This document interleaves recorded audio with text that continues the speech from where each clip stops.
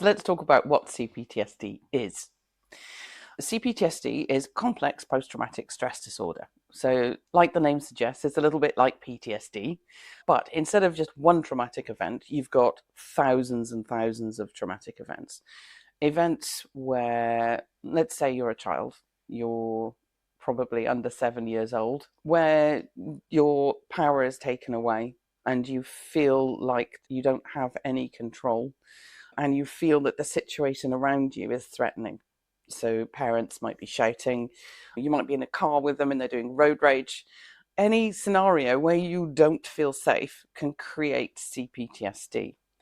And this can go from very minor parenting mistakes done on a regular basis all the way up to the worst kinds of things like neglect and abuse.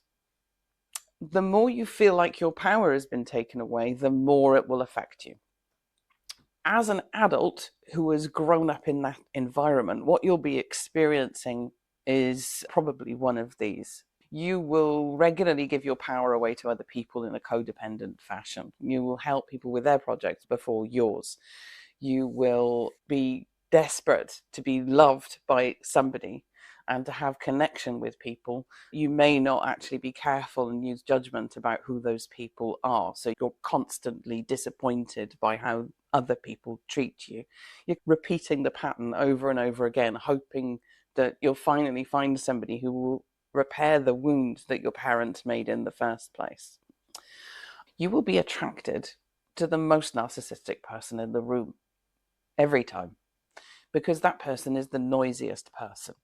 And the reason for this is because you have developed something called hypervigilance.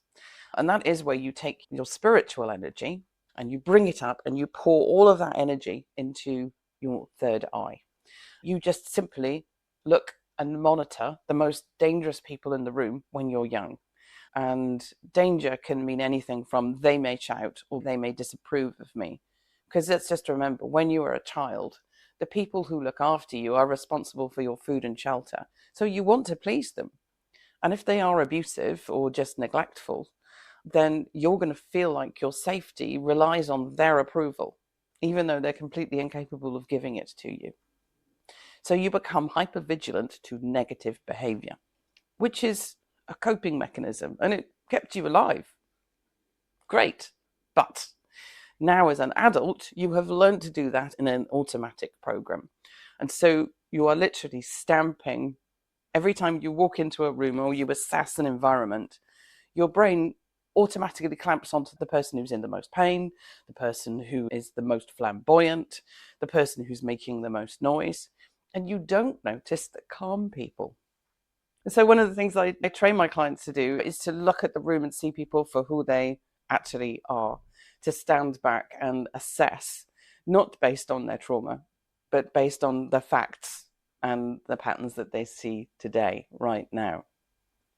So there are many, many, many more things that people do with CPTSD, and it's all around the 4 Fs, which I call being up. So the 4 Fs are fight, flight, fawn, and freeze. There are 2 others, but let's just keep it simple.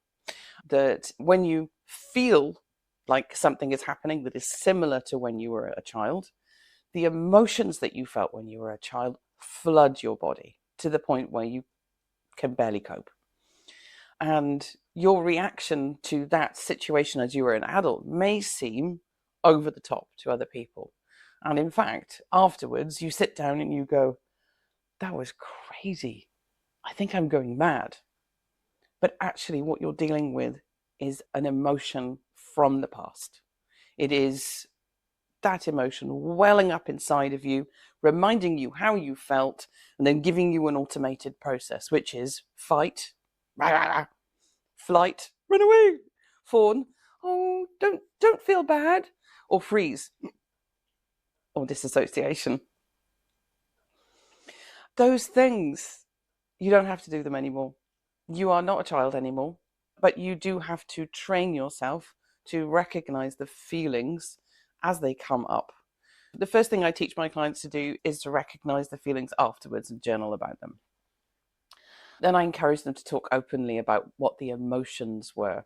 I might use an emotion wheel to help them identify the nuances, so go further than sad, mad, angry, and go into frustrated or threatened. The more nuanced the word you can use to describe the feeling that you have when you are triggered, the more you are likely to be able to track back to the original event that caused that trauma.